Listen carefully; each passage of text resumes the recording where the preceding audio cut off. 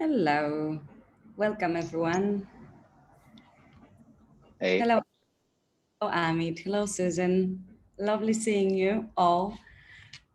Please allow a few minutes more for all the others to join. I think we're missing Mariana. But anyway, lovely seeing you. How has everyone been? I would love to encourage all of you to start our today's session with not only introductions, but maybe sharing what or and how travel or trip or anything that relates to tourism has transformed yourself or just changed something or slightly in your life. Of course, I will add my piece to it as well. Um, who would like to start? Please, with if you can, I would encourage you to start also with introducing yourself and where you're from. Susan, maybe yourself. All right. Yeah. So hello, everyone. And I'm sitting here in Berlin, and finally summer has arrived, and I'm really happy. How great is that? We've waited a long time this year. So very good. Yeah, so my name is Susan. Since a couple of months, actually, I'm an advisor to the Transformational Travel Council. And since I am still learning all the processes and everything and all the programs, I said that I would join today and would take the opportunity to listen in into a call like this, because I've never attended one. So to your question, so transformation and travel and how travel affected me. So I have worked in the travel industry for more than 20 years, and I got to travel a lot. And my former employer was Design Hotels, so I also got to travel in style. And yeah, I mean, these travel experiences were great, but actually the ones that were most powerful were the ones where I traveled by myself. And I traveled not in style or less in style. And one story I would like to share was a trip that I did to Jerusalem, because I've always wanted to go to Israel, and I went by myself. Of course, I had some friends who connected me to others, but that trip really transformed me, because it was not only from a spiritual aspect, it connected me to the history of that place and all the energy of that place, but also the people who I met. And a very interesting thing is, I mean, traveling alone as a woman is an interesting thing, and you have to be very careful. But I was so trusting to everything that happened to me. So I opened up to the culture, I opened up to the people, I opened up to the spirits that were around me. And that was actually what transformed me, because I met the most amazing people. I learned so much about the culture and all the richness of this country. And I really returned home a different person. And that is, I'm thinking a lot about this, and it would be a great wish for me to return. Every time I have this wish, something happens, and then you look at the news and you're like, maybe not this time. So I really hope for all of us, and especially for that beautiful country, to find peace and to be able to welcome people again, and to encourage more transformational experiences. So this is my little story to start with. Thank you, Susan, for sharing. Awesome. What I find particularly interesting, of course, it's all interesting. Traveling from work can also end up, we can also end up in situations that make us grow and change and connect deeply to other peers and colleagues, and in many different ways. But I think what you said and what I find key is this element of vulnerability. and that you just trusted and you went. It doesn't mean that transformational travel can only happen if we travel by ourselves, I reckon, but this element of just, you know, letting go and going somewhere with trust, and to be really like vulnerable and connecting to places on that level, I think it's very necessary. I think we need to trust to not only connect, not only ourselves, but also the others, the experience, and just let it guide us. And I think it was beautiful. And I really wish you so that you can come back there or go somewhere else, Yes. you know, maybe without planning it too much either. Just follow your guardians and the spirits around there, as you said. Yes. Thank you very much for sharing this. Pleasure. Gentlemen, who would like to go next? Sure, I can go. Sure, Amit. Hey, guys, I'm Amit. I'm the founder at postcard.travel. So this is, I don't come, unfortunately, I don't come from a travel background. I'm more of a product guy. This is my 5th startup, but I think I was moved by travel. I think some of the most interesting people I've met is through travel. It's been more commercial for me as far, but I think, talking to more and more people who have kind of been transformed in the travel space kind of attracted me to the industry. So what we do is Postcard is a platform. It's a travel storytelling platform. And our mission is to really change the world through travel stories. And we believe that, we bring together travel brands and travelers and connect them through stories. And these are stories about people, culture, history, heritage. And we truly believe, my personal take is we all talk about travel and sustainable travel and responsible travel and all that. But I feel that, it's a great idea, but to really get to the heart of people, I think stories is a great way, because once people connect emotionally to a destination and interesting people around them, they sort of build a personal bond with different destinations.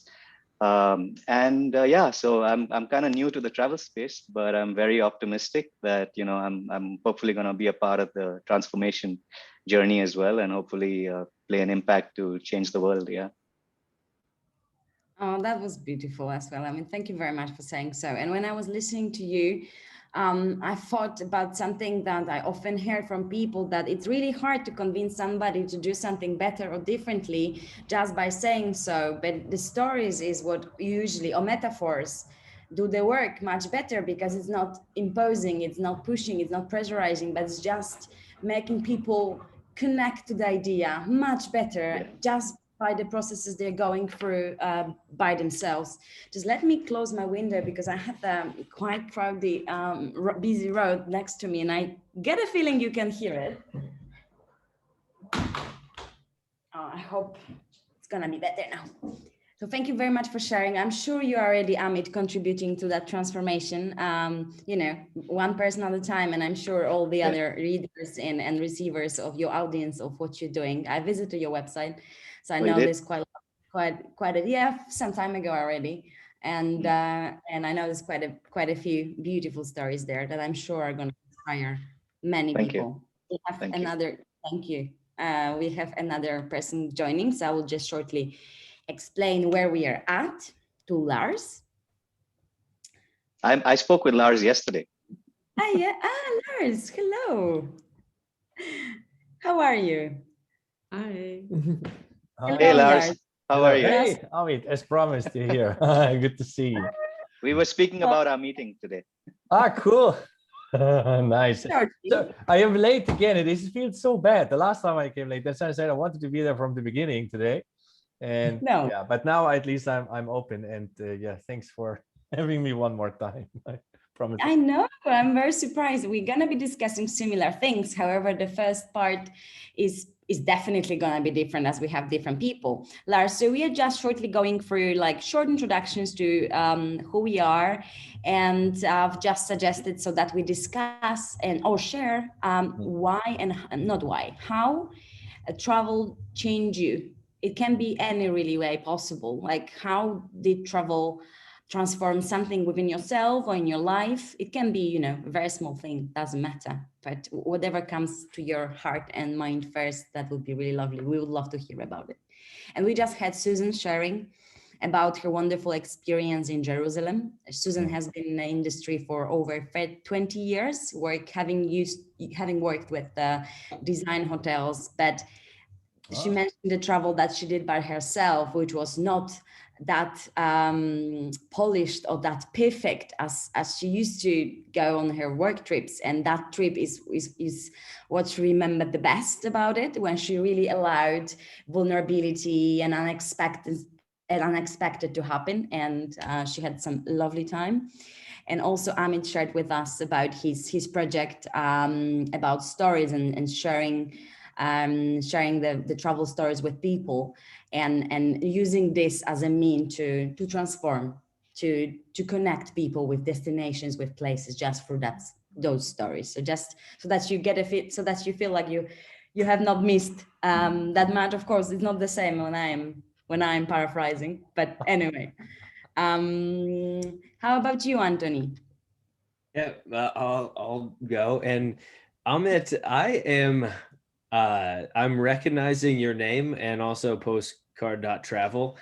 And you went to Carnegie Mellon University, didn't you? Yes, that's right. Are you an alum? I am, yes. And awesome. You sent me a message on LinkedIn, and I just looked it up because I recognized the name, and then I looked it up, and I apologize, I never responded. But we've got a chance to connect. We were meant to connect here, right? Yes, exactly. Exactly. Wow. Yeah. So that's kind of funny. We both went to the same school in Pittsburgh, Pennsylvania. Talk about a small world. When you look at the global nature of this phone call, to have gone to the same school, that's pretty funny. So awesome. So my story a little bit starts, or my travel oriented story kind of does start at Carnegie Mellon. I started a company while I was there as well. Apparently entrepreneurs come out of Carnegie Mellon pretty often. I started a business, ran that company for about 8 years total, as the CEO and co-founder. And then shortly after parting ways with that business in early 2020, I joined a private equity firm and really got thrown into a different style of business, being an operating partner at a private equity owned company. I had one stint as a chief transformation officer. I can assure you it was a different type of transformation than the type that we're talking about, with a refrigeration company, totally random industry. And then I got thrown into a CEO role at another company in New York City. So I was kind of bouncing around multiple positions, being thrown in the heat of business fire. And all the while, stress and anxiety certainly were taking a hold of me. And I was starting to face some pretty serious levels of work-induced burnout. I really hit that place that now honestly is getting a lot of like notoriety and whatnot in the world, especially due to COVID and people working at home and not having that same type of escape that we maybe once had. And of course, not being able to travel has contributed to that also. But burnout rates obviously are extremely high right now. And in January of this year, I actually parted ways with the private equity firm, and I took a month sort of sabbatical in a way. And I lived in a van, and I traveled like the southwestern part of the country. And, I had been thinking about the fact that I didn't feel quite right living the way that I was living within the businesses that I ran, and almost down to like a biological human perspective. I just didn't feel like I was living the way that I'm biologically like intended to live.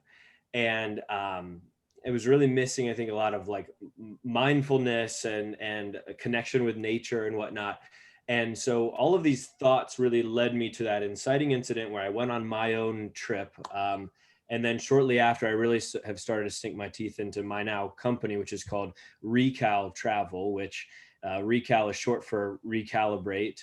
And I believe that people, especially facing stress and anxiety and work-induced burnout, they actually need to use travel and use connection with nature, use mindfulness, use physical activity to recalibrate themselves top to bottom from their mind and their body. And those are the pieces that I'm kind of bringing together, is that connection to nature, connection to mindfulness, connection to physical activity, and connection with the places that we're traveling, bringing them all together to, hopefully shed people of their, work-induced burnout. So that's my mission and my goal. And I think it aligns perfectly with what everyone does here at Transformational Travel Council. So I think so much. Thank you for sharing, Anthony. What a journey. Wow. Just curious to hear what's coming. There's so many changes, so many turns, but well, look where you are. Congratulations, and thank you for sharing, for your vulnerability. It's basically, I don't know how it works for you, Suzanne, because you've also been connected to quite a few of us from the council, but this is very important element of it. Like, if there is something that distinguishes us from other trade organizations or travel conferences and so on, it's definitely this sense of real connections being made. And by real, I mean vulnerable as well. Like, this community, of course, it's about business and doing business with like-minded people, using certain type of design for your trips and stays and processes with your clients. But more than anything, as a place for all of us travel professionals to come together and get to know each other, support, engage, and share, just like you did. This is what I personally really appreciate with this community. I feel very humbled and honored to be working with people like you. Lars, thank you very much, Anthony, again. Lars, would you like to say a few words and tell us your story? Thanks. Well, Anthony, sorry I had to get up. I had to let my son in. It was not being polite, because I think, as she also said, I think that's it's great to share these stories. And I obviously had now this 1 minute to think about what to say about travel, and I wanted to take the opportunity, and if you allow me, because actually you kind of opened the door there, Anthony, for that. It's if you allow me to mention the experience of travel, it was actually, I want to do it the other way around. It was the emotions of the last 15 months not traveling that maybe showed me the difference of how fucking rich we lived before. I mean, it was just, I mean, we don't notice. It's just like, man, we had everything, honestly. I mean, it's like we were spoiled, and we never had any lack of anything. And I remember in your very first call, Mona, you were presenting, minorities, you were young female leaders, and you were saying what were your struggles. And I was laughing. I mean, I'm a 50-year-old man in the European hospitality industry. I never had to struggle in my life. And so I just said that, this was obviously a big hit in the beginning, and the first months were a nightmare, because you live, I'm an entrepreneur, so my livelihood financially and giving food to my family depends on people moving. And so losing the strengths of travel, using, as Anthony said, this regeneration of ourselves, which we just did, and we had amazing trips to amazing hosts. And suddenly that whole thing turned around, because I needed to learn to connect to people online. By the way, I connected to some amazing people from design hotels, Suzanne, I just Felix lives around the corner from me, Radavero. I don't know if you know him still, and we went out for wine, and then when it was possible again. But so what I had to learn, that there was a different way of connection, because I was always believing that we need to sit in the same room to feel, and suddenly we set up this whole concept around singular places, and we met so many outstanding people like you that are here. Amit, for example, I mean, we never met, and we had the chat that was just like old friends, and I needed to learn this way to connect. And it was in the darkest moment that all this kind of connections, I mean, I'm the happiest man I've ever been with 50 years. This whole Corona pandemic saved me a midlife crisis. It made me probably the best father in the world, isn't it, Nico? Never spent so much time with him. We are bankrupt, 4 out of 5 companies, but we'll have to do something about it. But I never felt so secure about being on the right way, and that is that's probably the transformation travel that I needed. So and really, I am I was chasing you, Mona, on LinkedIn because I had the short call the last time. I finally figured when one scrolls to the bottom of the page how to become an ally. We will definitely join this program.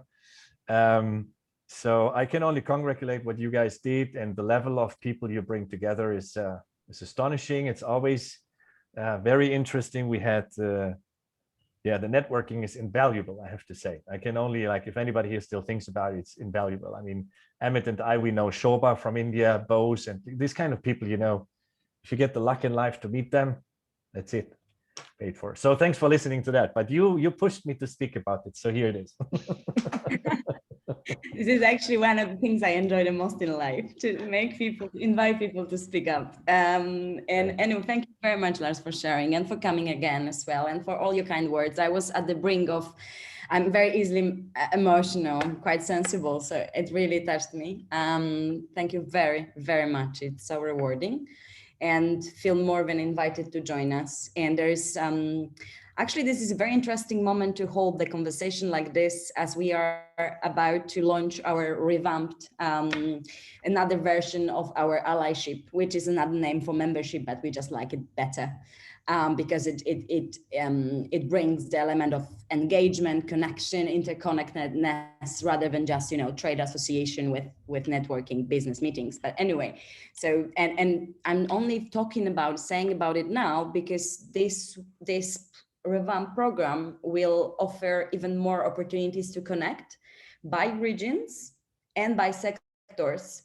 And so, for example, Shoba is already heading the India and Nepal hub. However, this is going to change the formula slightly. And we're also going to have a different hubs for Europe, Latin America, North America, Middle East, East Asia, Southeast Asia, Africa, basic Australia and on Oceania. And those are going to happen every other month for 1.5 hours. And this will be not only for regional allies. No. It's going to be open to anyone. I mean, to all the allies. And we will be featuring our local allies product that relates to transformational travel, but also allow for networking in an organized way. So we will have some Zoom breakup rooms with guided questions, with very small groups, so that people really not only get together, 20 of us, because sometimes people, as you know, are shy. Not everyone speaks up. And we want to encourage people to really start getting to know each other and talk business. So we want to have some more tailored audience and topics as well. We're also going to be introducing a few very interesting sector-specific hubs, again, happening every other month, so 6 a year, headed by our directors, ambassadors, and advisors in 5 different segments for now. We're probably going to develop that curriculum later. And those will include, we're going to have one about conscious luxury, which is going to be hosted by, of course, Shoba, but also Sylvia Pishi, who are just wonderful and so passionate about conscious and alternative forms of luxury. We're going to have another one about conscious leadership with the founder of and the leader of B Corp in Africa and in South Africa and East Africa as well, with Tom Fells, who used to be a CEO of Singita. Very interesting person. He's very much into conscious leadership, and this all is going to be available to our allies, complimentary, of course. I mean, in the form as a benefit, as a feature of the allyship. We're also going to have another one for conservation, led by our conservation expert Jeff Munterfing from Namibia, who works at the university there and also runs the organization called Save the Rhino there. Very, very experienced guy. And then we're going to have another one for transformative wellness specialists, hosted by a co-founder of Global Wellness Summit, very experienced lady, and our director, Sally Frankel. We're going to have another one, which I think is going to be of interest to some of you. It's called Impactful Adventure with Kurt Kutai, who is the founder of Wild Dive Adventures. Again, a few decades of experience, one of the pioneers of adventure travel in the world. So there's quite a few very interesting, I'm very excited, hubs, regular events with networking opportunities coming along. Some other benefits that are new include, I should probably mention that at the end and let my presentation start, but we already started talking about it. So, and I think you might find it interesting. So some of the new events will include also the bi-monthly sales and marketing session with our sales and marketing director, Amy, who will be advising how to sell it, how to market this kind of tourism, which is not that easy to many. We're also going to have another session with Tanner, our Director of Innovation and Design, who runs our curriculum of courses. So Tanner will be once a month, is going to be hosting a practical session in which, of course, available to all the allies, in which we're going to be discussing how we can make use and apply the theoretical background of transformational travel, scientific background into your daily operations, into your company, into your work. So this is another new event coming up this month. And also I will be providing 2 one-hour sessions per year to every ally who is interested. And I will be providing consultation, introductions, and we'll give some special love and care to all our allies so that everyone feels connected and well taken care of, I hope. So those are just of the few new features coming along on June 15th. There's going to be a marketing campaign. I hope you're going to get to hear something about it and from our allies. But just wanted to give you some updates because this actually relates to what we are talking about. So I would like maybe to start because I know some of you have not heard that before. So let me start the presentation and I will be jumping. Please let me know if something is just too obvious or you would prefer to skip it. But the presentation that I prepared some time ago is quite robust. However, I think it gives quite a comprehensive introduction to what the transformational travel is and what Transformational Travel Council does and where it aims at. So I will just gonna be sharing my screen now with you. So here we go.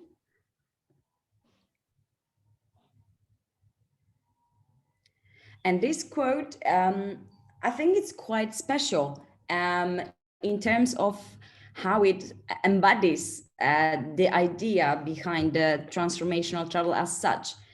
It says it's from Joseph Campbell, one of the biggest mythologists and anthropologists of all the times, the author of the Heroes of the Thousand Faces and the monomyth of the hero journey, which we of course source a lot from in our work. And it goes, the goal of life is to make your heartbeat match the beat of the universe, to match your nature with nature.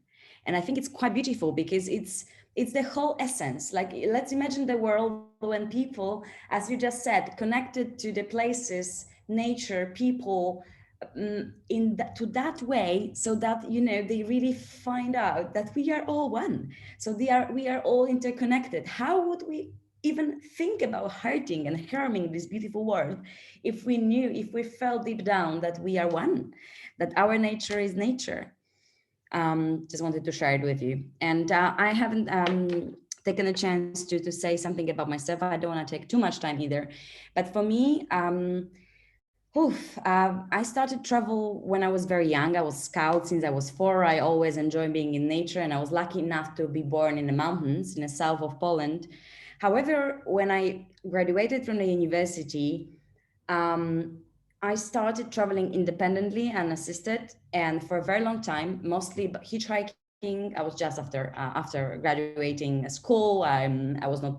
Didn't have that much savings. I was working as a waitress to start to be able to travel, and then I departed, and I never came back for 7 years. And I hitchhiked, and I cycled through continents, and this connected me to the people so much and made me realize that all that I have been studying at the economics and politics, I always wanted to work in humanitarian department. Yeah, for UN. This was always my mission, to help people to contribute somehow, even a little bit. But it's not that easy. That environment is quite close and exclusive, the humanitarian department, stuff like this. And I was a little bit discouraged, but I started traveling.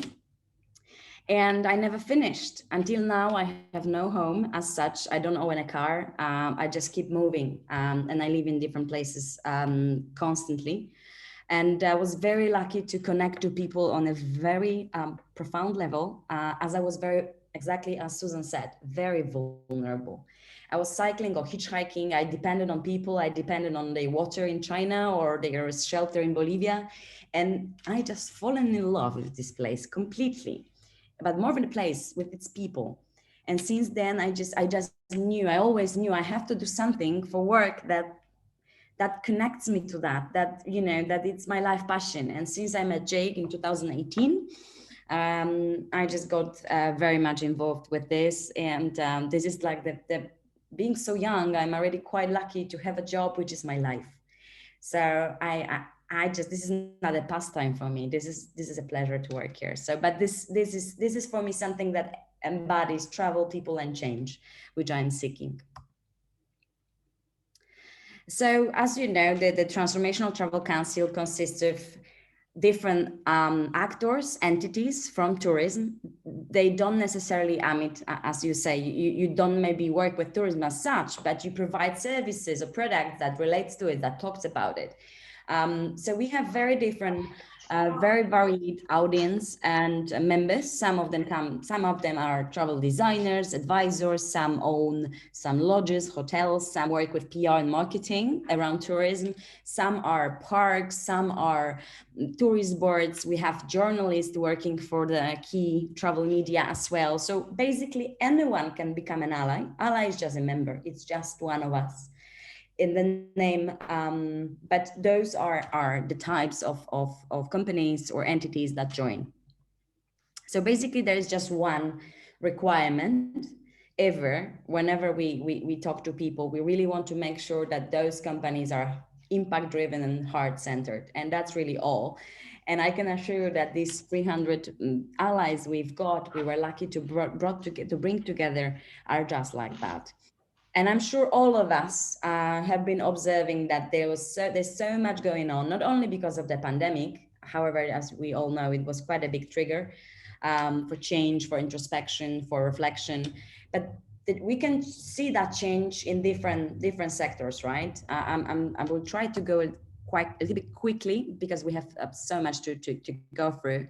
But this also, it's not only pandemic that made people think and care about planet and people and the conditions the locals live and host and the relationship and the ethics and the language and our choices.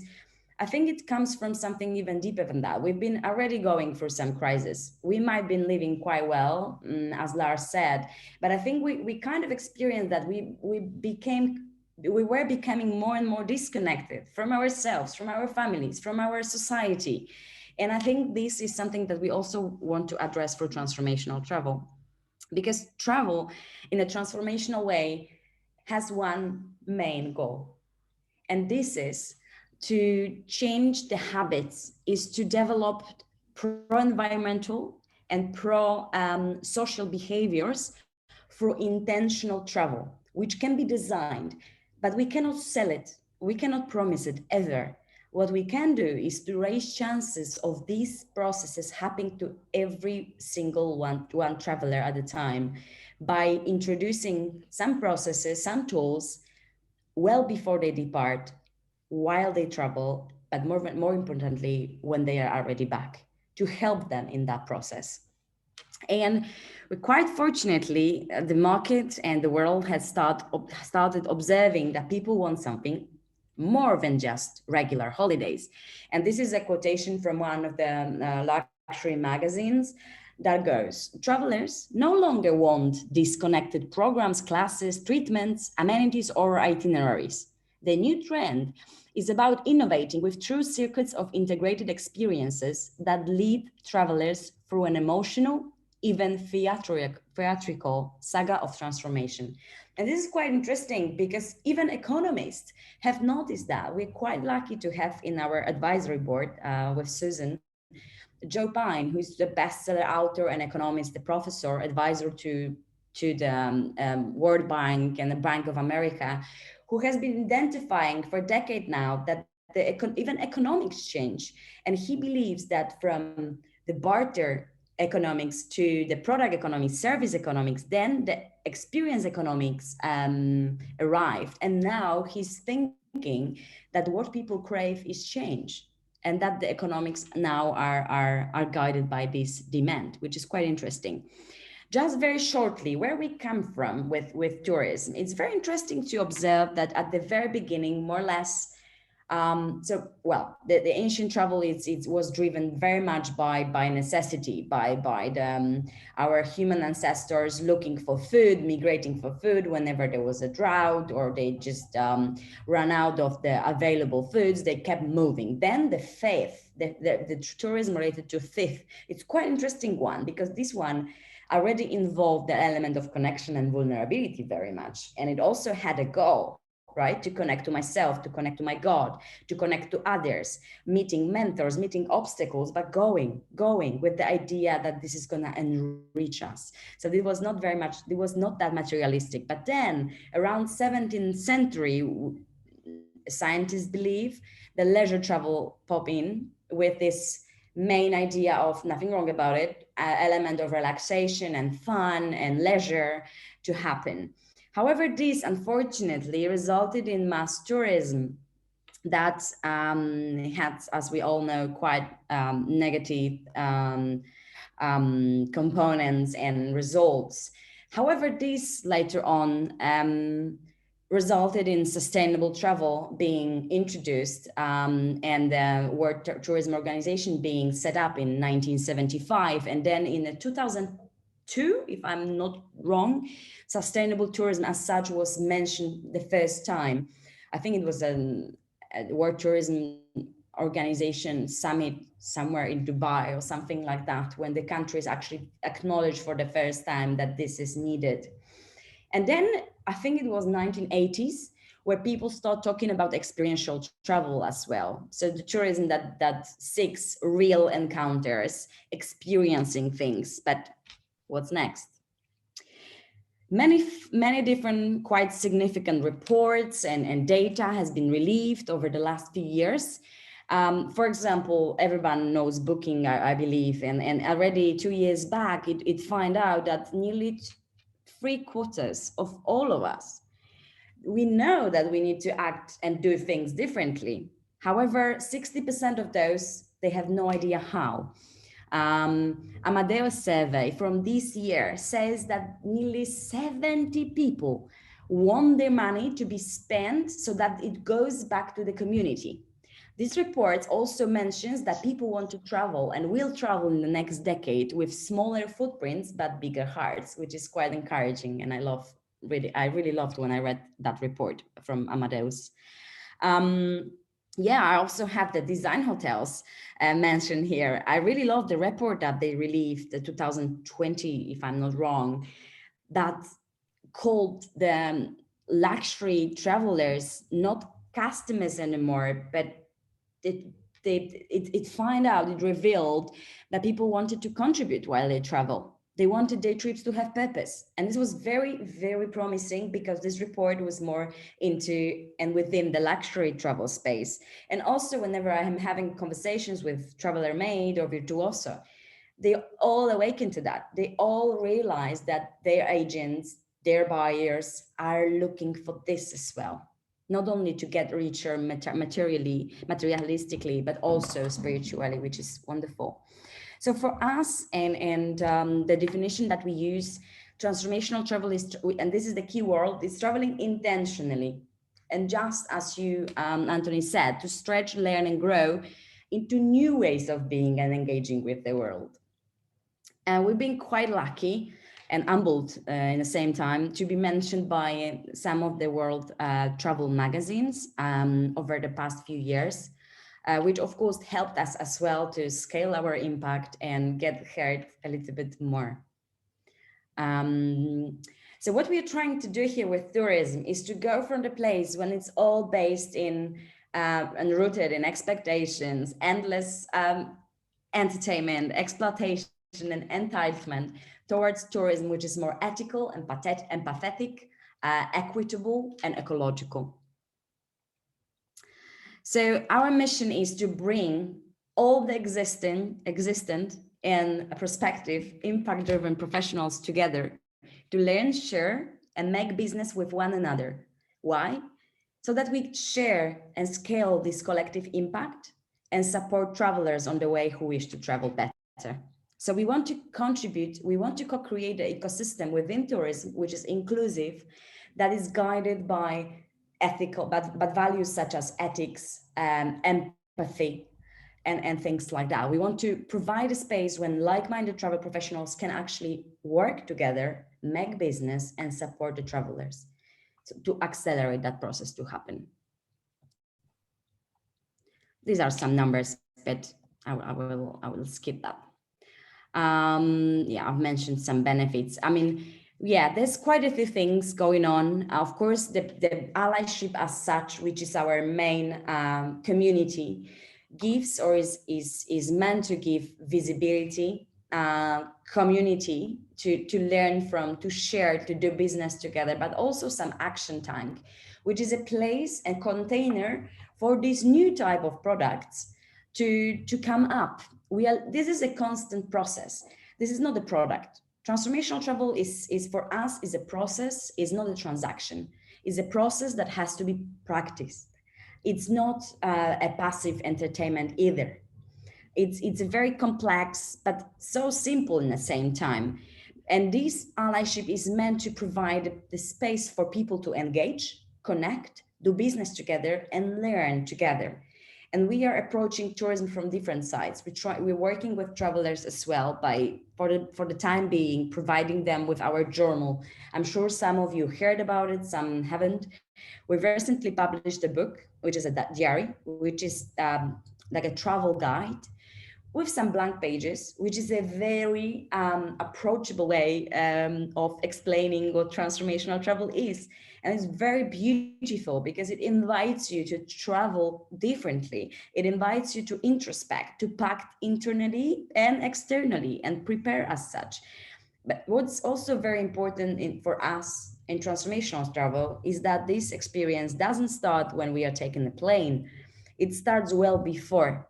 And apparently, the majority of joy associated with a travel process happens before we even depart. And sociologists say it's 50% of that joy that's happening before. And why this is relevant to us as travel professionals, we may ask.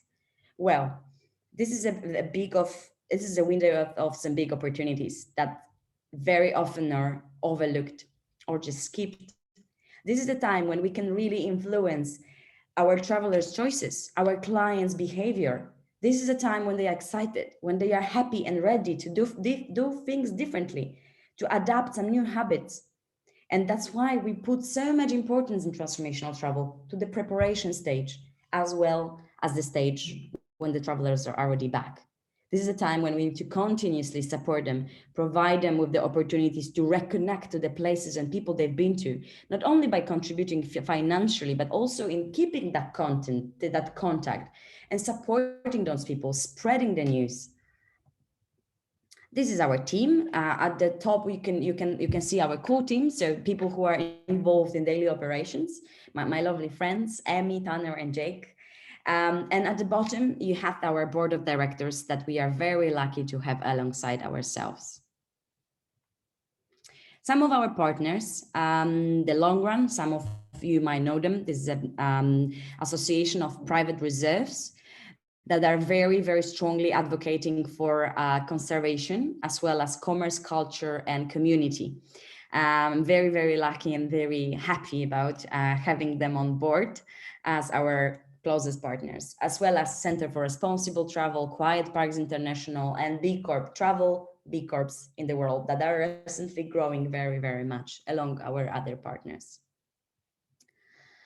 Well, I don't want to read aloud, but this basically, well, just so that we are all clear on one thing, this is not just another trade membership. Of course, setting relationships and doing networking and doing business together At the end of the day, it's why we are here.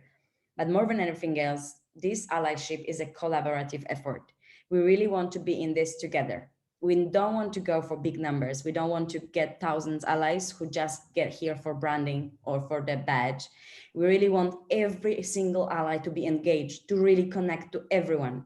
I need to know everyone, otherwise it doesn't make sense. Like this is our community is very much about high integrity as well. Very personalized approach.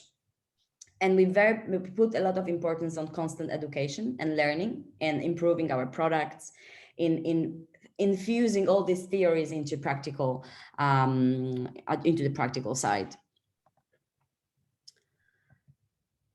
Yeah, just trying to, yeah. So which is quite interesting. I had a meeting, I think it was 1.5 years ago, something like that, with the director of the long run, lovely Delphine. And she said, Monica, you know what? Like she's a scientist and working in conservation. She was like, you know what? We've been working with conservation and responsible tourism and for so long now, nearly 2 decades. But you know, when I met you guys, I realized that we missed such an important beat of connection. How can we make people commit to conservation if they don't connect to those animals and peoples and environments? And this is what did touched me and also made me realize that this is this element, our little break that transformational travel brings to tourism. We really put a lot of importance of connection. We believe that the real change comes from the inside out, from connecting to ourselves first, then to others, either our family or hosts, then the environment around us, nature, people. We cannot appreciate nature and people if we are not good within ourselves, on when we cannot talk to others, or we, I don't know, or are afraid of them or fear them. This element of connection is critical and underappreciated in today's social purpose and responsible travel movements and all the others related, we believe. And we do that by a design. We cannot promise this, as I said, we cannot sell it, but we may raise chances of this happening. Again, it's not the process, it's a process, it's not a product. And this is more or less how this works. Of course, this is very, very much simplified. So we have this preparation that starts well before, which is both internal and external. We are examining our mental luggage as well. Why we are going on these holidays, what's calling us, and how we go. Much more than just ask ourselves where we go and what we're going to be doing. Rather be like, but how I'm going to be traveling so that it's better to myself, to the hosts. It's just changing questions. It's just asking, putting emphasis on different things, but also examining where we are at. It's not egoistical. It's just exploring why we travel, why we go on these holidays, because while knowing so, we can gain so much traveling intentionally. Then we have a travel experience where lots of things are happening. We are adventuring, we are worried, we are in trouble, we have a food poisoning. There's a lot of things going on. We meet some amazing people who just out of the blue share something with us that change our lives forever. Or we just go to the mountain by ourselves and we just cannot believe what's happening, and we just some very important things struck us, and we just see clearly there's so much things going on if we allow some unexpected, when we allow real connection, when we invite some uncomfort as well. And then we believe that it's all about, again, I already said so, connecting to ourselves, others, and places is very much needed for all those processes to happen, so that we cultivate a sense of purpose and belonging that are so important in today's world. Without us connecting to the world as to our own home, we will never, or the masses will never really start caring about it. I really love that chart. I need to check the time. The hero journey. Some of you might have heard about Joseph Campbell. What I love about it is that it mentioned that the travel consists of 2 worlds, 2 stages. One is known, one is normal, the one we are used to. But then there's so much things going on when we are on the road, that can be used and then introduced to our lives when we are back. Let me skip a little bit some stuff that I already touched upon and go to some more important things. We're gonna have this in the summary anyway, so I will just skip those things. Sorry for this. So the idea is so that we use travel not only to travel better, but so that these experiences that we've had while traveling, so that they influence our life and our choices and the choices and habits and choices of our clients as well.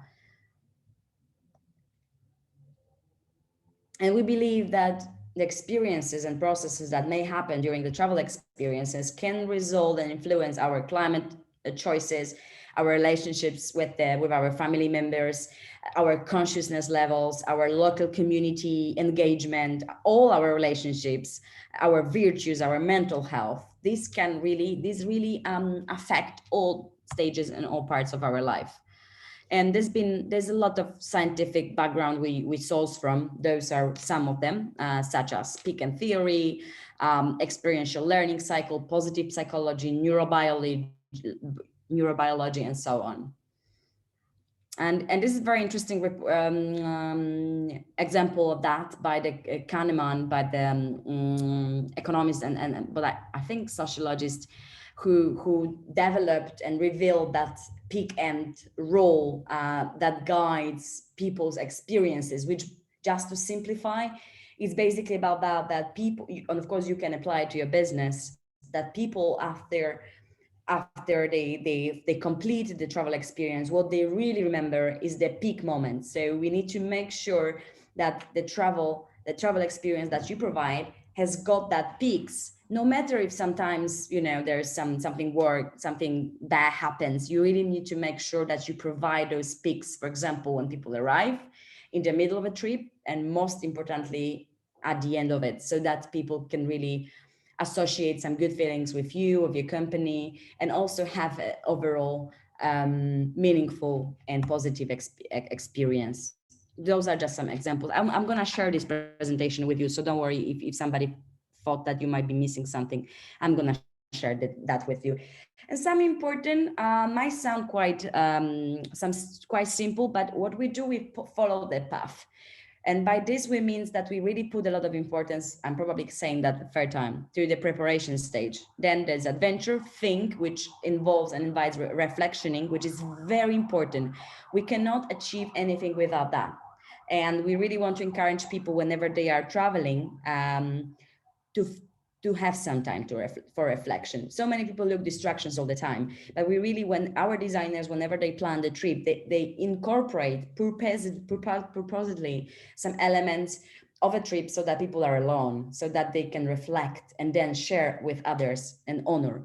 We also are guided by a few things, such as with a HEART acronym, which goes for being humble, empty cup mentality, coming somewhere without expectations, with curiosity, being engaged, awake, resilient, happy to take on challenges, and most importantly, grateful. It's such a powerful feeling, isn't it? To be grateful. And of course, we've been talking about travelers quite a lot, but we all are travelers, but how this can influence my work. So by introducing some of those tools, you can, of course, raise an engagement of your guests, ensure referrals, bring loyalty, and enhance and align the purpose in between you and your guests. And here are some of the other features that our allyship comes with. And it also includes your profile at our main networking and education platform, which is in the Mighty Networks. Of course, you get a searchable company profile with your links, with your videos, with your photos that are visited by either trade or travelers. You also get an access to the world-class journalists writing to New York Times, National Geographic, Condé Nast, you call it. And also those journalists organize monthly a session for you where you can you can tune in and ask questions. They are giving tips how you can tell your story of your company so that you are heard, so that other travel journalists may want to talk about you and write about you, which is quite practical and very well attended. Of course, it's run by the regular contributor to the New York Times, Alex Crever. We have another ally feature that is the Herald speeching. So we organize monthly salons and we invite allies who go an extra mile to share with our journalists about their work. Of course, we cannot promise that this is going to be used in a magazine, but of course, this is a great opportunity for our allies to pitch to our wonderful journalists. And there's a lot of other benefits, but as I told you, I will share that presentation with you later on so that you can explore it further. We also, maybe that's a good moment to mention, we also have, for those who want to dig even deeper, I want to really have not only get to know about how to use it in practice, which is quite important already, but also our main course, which lasts 4 months, is very interactive. It requires at least 10 hours a week, so it's not for everyone really. But this program is for 80 people a year only. And what's quite interesting about it, that during that 4 months, you are not working to get a badge. You are actually working on your own product that you can then sell, that infuses all these theories. And you work with your companions so that they keep you motivated, you cannot fall behind. And you end up having an actual product that's also going to be featured in our marketplace, where travelers come to look for trips like this. We recently launched our Transformative Destinations program, which is aimed at destinations who are already far along the path of sustainability, but are looking for ways and principles and processes and community to support their journey towards regeneration. And we've just launched it, and we already have a few pilot destinations, which are going to be our first clients for this. And the first one is Visit Oregon State in US. I've also to read at your leisure, I've also hyperlinked some actual transformational travel in practice itineraries from our allies, so that you can take a look and actually see how they are different from all the others. And I hope you're gonna find them interesting. This is a journal video, but unfortunately we don't have a time, but it's gonna be there in the presentation for those who have not watched it yet. Well, let's wrap up, conscious of time, 1 minute to go. Well, so what this transformational travel is very much about. So it's not a product or a transaction. It's rather than a transaction, it's a process, it's a practice. We want people to be actively engaged rather than just passively entertained. We're asking questions such as why we travel and how we do so, rather than just where we go and what we do. Transformation cannot be solved, cannot be promised, cannot be, it's not something we can promise will happen. But what we really can do is to raise chances for each traveler to go through those processes themselves. But ultimately, of course, it all depends on them. The main goal of all of this we are talking about today, for us at least, it's using intentional travel so that we cultivate pro-environmental and pro-social behaviors that hopefully result in increased belonging and stewardship in this beautiful planet that I think needs that more than anything else. And we are going from this place of entitlement, exploitation, expectations, and solely entertainment towards tourism, which is more ethical, ecological, empathetic, and equitable. Those are some quotes that you can then read at your leisure from Global Wellness Summit that actually has started to use a very similar language and identified the same processes, the same needs, the same demands, which is very encouraging. And I really want to share that quote with you, Lars. I'm sorry because you might heard it already, but it's quite beautiful. And I think it embodies quite well what we are doing here. And please allow me to read it aloud to you. If our journey transforms ourselves only, we will have missed the true power of travel. The transformation must extend to the people, places, and cultures we travel to. Without this, the journey becomes a selfish pursuit. And some next steps as well for those who are interested. I also attached some links for your, in case you are interested to explore further. The first one contains the 6 pages from our journal. We have some guiding practices that we use. I also hyperlink the documentary about Joseph Campbell and Hero Journey, which is available for free at YouTube. It's 1 hour, a beautiful 1 hour, 120 minutes of journeying into the hero journey, into the Joseph Campbell's work. And I really encourage you to watch it with your family. It's one of the most beautiful documentaries I ever watched, and I watched quite a few. I really encourage you to check it out. And also The Art of Pilgrimage, the book by our advisor, Phil Cousineau, who apparently is Joseph Campbell was his mentor. They were working together. And so we are very lucky to have Phil with us to guide us through that journey. And thank you very much. I took quite a lot of time, I believe. I really wanted to allow some time for questions. And if you still are available for a few minutes, I'm happy to extend it for 5 minutes.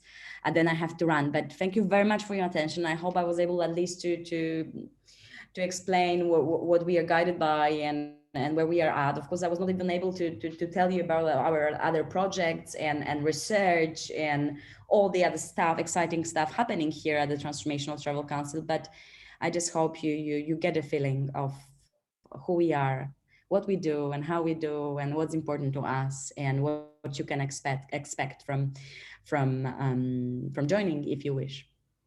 So thank you again. And I would like to invite you to ask some questions. I'm deeply impressed.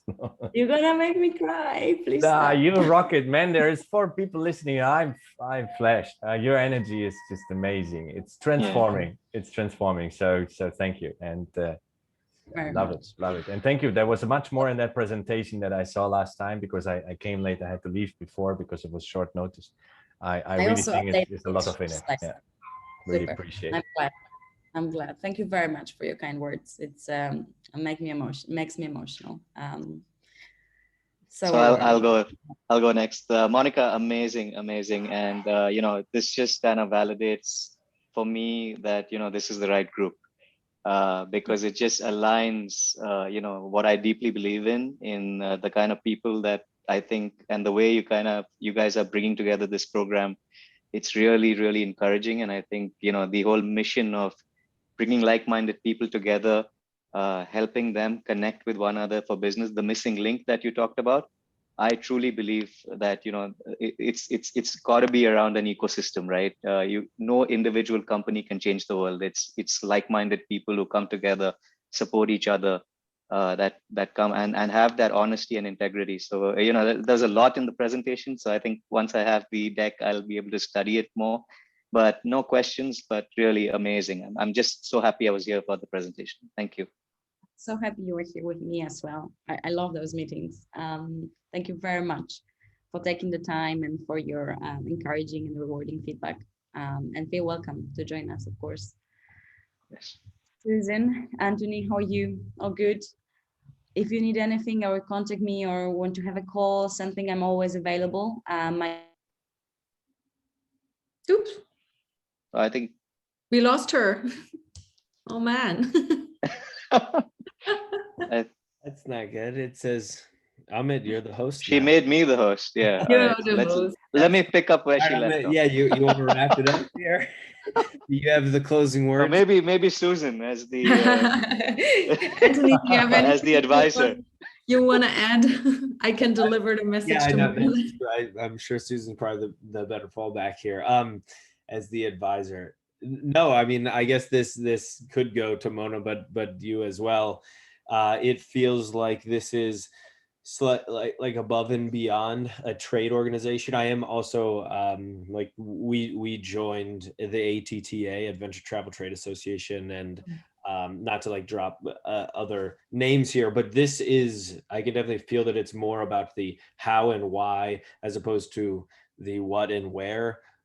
type of, comparison that I think she makes. And at the end of the day, to deliver transformational experiences, I think like that's going to be extremely helpful. And this is kind of above and beyond just the trade group aspects. It's probably more than that. So this was definitely helpful.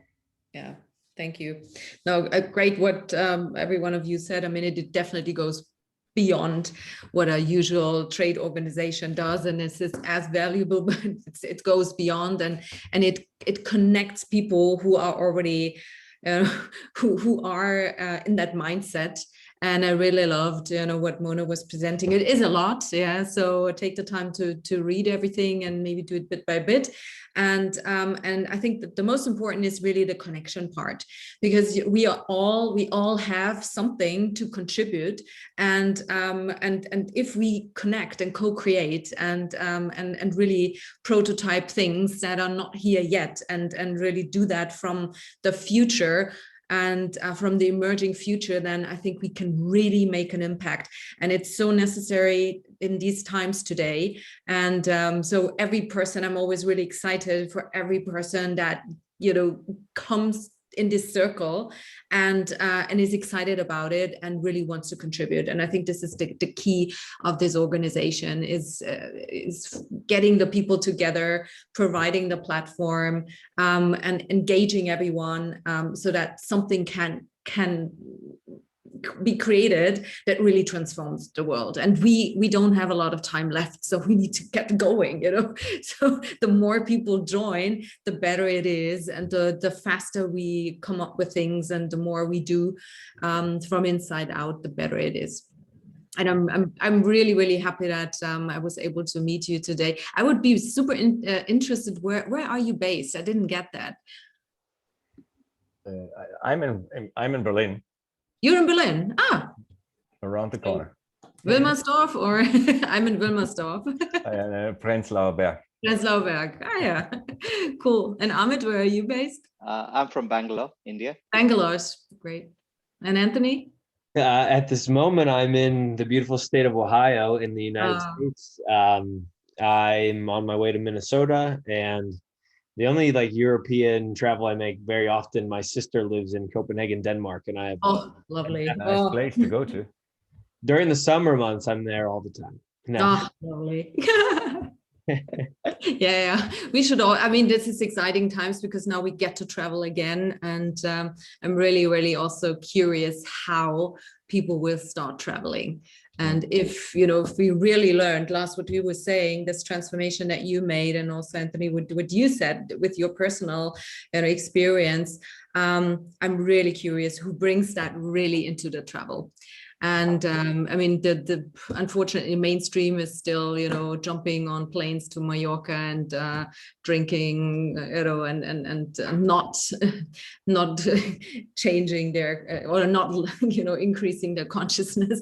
But anyways, we are here, we will do it, and let's see. I think it's also interesting, because like what Lars mentioned right at the beginning, right? I think this is a golden moment, because I think COVID has kind of made everyone step back as well, and kind of take stock of what they had and what was really taken away. So I think if the ecosystem comes together in it fits the wheel, and every bit fits together, I think this is the big bang for transformation travel as well. Yeah. I think, Susan, actually, because we had a chat yesterday with Amit, and I think I'm a little bit like you. I'm like a little bit realistic as well, and I think there will be this huge hype of any travel, because people have been locked away from travel. So obviously, and especially I'm just I don't even it's very hard to judge, but I'm a German, so for us Mallorca is this trip that you have to do in live with some friends and get, sorry to say, pissed for a week and forget where you've been, kind of thing. It's horrible, and you end up eating schnitzels in Spain. So it's a disgusting trip, but many people do it. And I think some people, if I consider myself, which have maybe not passed the pandemic in such a stable psychological situation, being a single, being in a not nice environment, being whatever, and just people need to get out, meet other people. So I think there will be this thing, but I still believe that the changes that have to be happening, and not because we want it and we desire it, but just because there will be this occasional more demand. And that occasional more demand is the opportunity that we have to take sustainable travel and then transformational, but even just the sustainable travel out of that niche. And that's what we said, actually, with Amit and myself, we're saying we want to, I think we have to make it sexy. It's just like if in 4 years or 5 years, you're working in the travel industry and you don't have a really sustainable and ideally transformational policy, you have no reason to be. You're out. You should be out of business. Go away. And I think that is the opportunity that we have. We must make it sexy to travel this way. He said to Amit, it's like there were battery-driven cars for many years. And you're German, Swiss, and you understand cars in Germany. And we wouldn't touch a battery-driven car. We had Mercedes and Volkswagen, whatever. And now came Tesla and made it sexy to have a damn electric car. And suddenly all the car factories in Germany invented very sexy electric cars. So that was the moment. And we just need to do this with our parts. And as you said, also, Susan, I think it's this many people doing many little things at the right time and the right way, we will have an impact. And you cannot turn that back. And I think it's a time. Yeah, absolutely. And if you're interested, Mona was touching. Oh God, my Siri always. When I wave my hand, Siri starts off. I don't know why. So I used to work for design hotels, and we did a research, and Mona touched on it. And that was we thought about, so what is the Traveler 2030? How does the Traveler 2030 look like? And we came up with a term, and the term was pro-matic. So from nomadic to pro-matic, and the pro stands for actually proactively doing something and giving back things. And if you're interested, then I can send you a copy. And I have somewhere on my computer, I have the PDF. Yeah. And it's super interesting. I mean, that research is really great. And when you look at the younger generation, and they want that. They wanna, when they travel, they wanna go to all kinds of places. They're staying longer, these nomads, and they wanna give something back. And this is a really, really great opportunity. And they find it, what they also want is they wanna have tribes. They wanna have new like families, because there is so much, especially from when you come from the city, and then you want to have your like-minded people around you and experience places and cultures and things together with your new chosen family in a way. And this is so great, and such a great opportunity with products also, and with new ideas to get into this, and storytelling and showing others what is actually happening, and encouraging and taking them along on the ride. And so this gives me hope, that we can really save this planet, and at the same time still keep on traveling, which is great, because now it's also, you need to think about, okay, so will I go on a trip now? Will it take a plane, or will it take the train, or so these things, I think it's very, very important, and great that you joined. So I understand you have already all joined as allies, right? I did today. Okay, cool. Great. I haven't received. I still need to figure out how to join. Oh, okay, Emmett, it took me a day. That's why I was so ashamed to tell Mona. I asked her, can you please send me an application? She kind of never saw that email. And I finally ended up the last days just driving up and down. You have to go to the shop on the website, and there you can buy the various ally packages. Oh, I didn't know that. Okay, great. So if you have some feedback on that process, so I'm taking note of that. So it should be easy to become an ally. Well, the funny thing is, if you go to the ally section, you scroll down who is ally, but no, it says become one, join the party, and you say, yeah, I'm ready for it. But how? Got it. I mean, I don't really remember all the steps that I took, but I do kind of remember going on a bit of a wild goose chase a little bit there to actually find where and how to check out. This was maybe 2-3 months ago. No, 2 months ago. So I don't remember everything. It's not like it was a day ago, I guess, like Lars, but I had some issues. All right. With it. So okay, so let me take that as a feedback, and so that there is some opportunity to simplify the process. Well, Anthony likes it because he's into adventure travel. Not knowing where you end up. No, that's cool. Awesome. Fabulous, fabulous. Oh, it was great talking to you. I'm very, very curious what we can co-create and what we can do together. And so if you sorry, I would say I will reach out to you. I'm sure. I spoke the other day to Johanna, who Sherm from X Design as well. Yeah. And she was a huge support in the 0 hours when we just had an idea. So maybe one day in the future, when now we can meet again, I can reach out to you in Berlin and please, get your opinion on where we're going. Yeah, great. Yeah, would love to. And I also hope that there will be events happening sometime, maybe later this year, so that people can come together and maybe we can also meet in person. Can I ask a question? Sorry to interrupt one more time, just because I came late. I know what Anthony does, I know what Amit does, but what are you doing, Susan? I mean, I know that we are linked on LinkedIn. Yeah. You're a coach, you're a trainer. Fine, that's great. Yeah. But so I left Design Hotels last year in the middle of the pandemic because I always wanted to go more into training and coaching and all these kinds of things, and everything was prepared, and then pandemic came.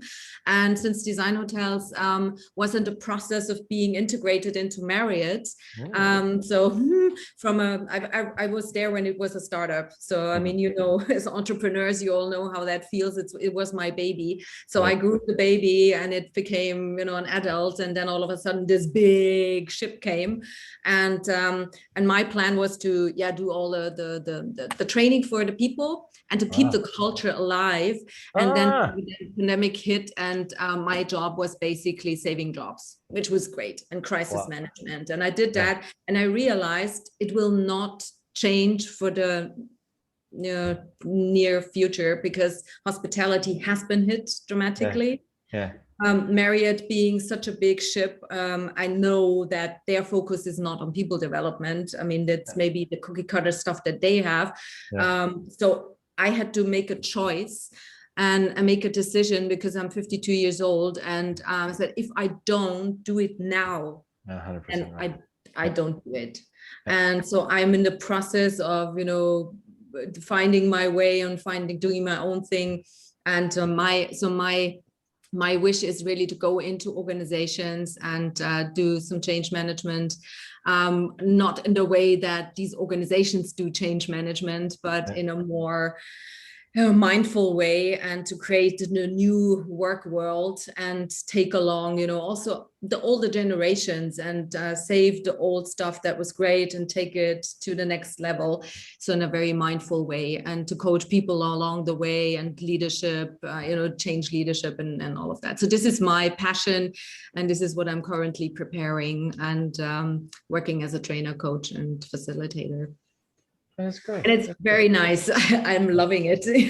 So much better than being inside an organization where you're stuck, kind of, I love it. Okay, I'm sure we can even help you, because we also have a consulting brand. Oh, great. So maybe we can reach out one day. We have one trainer, doing that in some cases, but would be lovely. Anyhow, I said I reach out. We will connect. And please also let us connect. Anthony, I saw you already connected me on LinkedIn. I'll connect with you, Susan. And I'd love a copy of the research that you were talking about the Promatic as well.